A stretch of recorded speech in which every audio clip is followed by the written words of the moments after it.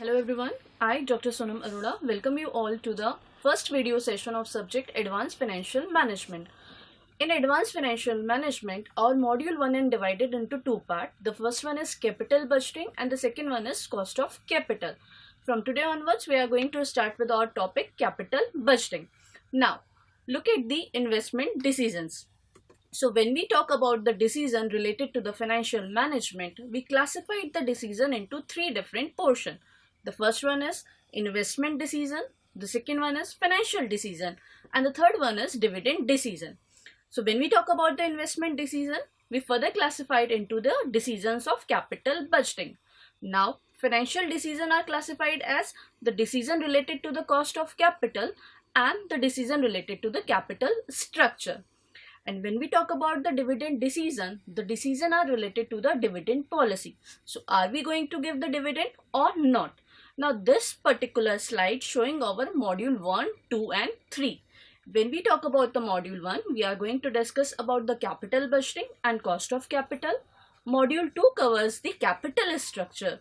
Whereas dividend policy, we are going to discuss this particular topic in our module 3.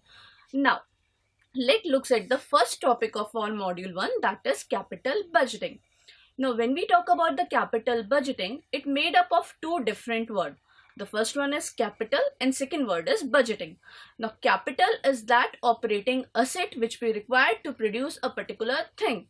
And budgeting is a plan which you require to make when you do any particular process. So when we talk about the capital budgeting, it is the whole process which required to manage your inflow and outflow of a cash or a capital.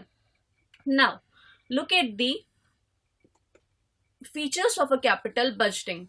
Now, when we talk about the features of a capital budgeting, the first main issue is capital budgeting is that it requires huge fund. So, the decision of capital budgeting is very crucial. The degree of risk are high and it requires huge fund. Further, the decision taken in a capital budgeting is irreversible in nature. So, if you decide to invest your money in a project A, so you can't change your decision after a year or two. It means the decision related to capital budgeting are very diverse in a nature. It requires your huge fund. The degree of risk is very high. It affects your cost structure as well as the effect of a decision will shown in a long term. Now, look at the next slide. What are the different type of decision related to the capital budgeting?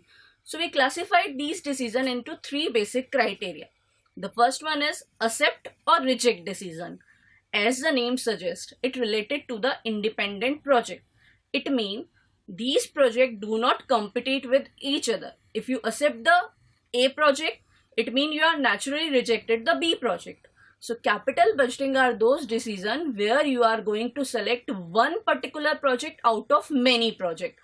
It means you need a proper calculation to accept a particular project. Now, the second type of decision are mutually exclusive decision. These decisions are related to the alternative project. It means if you are accepting a project A, it naturally means that you are rejecting project B, C and many more.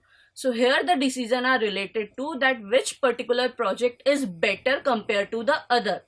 Now third one is a contingent decision. These are the dependent proposal. If you invest in one proposal which lead to invest in the related proposal, it means if you are investing in project A, you also invest in project B, C and D because these are the related project. So these are the three type of decision which are related to the capital budgeting. Accept reject decision, mutually exclusive decision and contingent decision. Now, from this onwards, you are able to understand that decision related to capital budgeting are very important. Now, when we look about the methods of capital budgeting, we classified the capital budgeting into two parts. One is a traditional method and second is a modern method. Now, traditional methods are those methods which are not related to the time value of money. It means they are not considering the value of time, present value and future value. But when we talk about the modern method, they are depend upon the calculations of time value of money. Traditional methods are classified into two parts. One is a payback method and second is a accounting rate of return method. Whereas modern methods are classified into net present value method, internal rate of return method, and profitability index method. In our next video session, we are going to start with our traditional methods of capital budgeting. Till then, be safe and be at home. Thank you.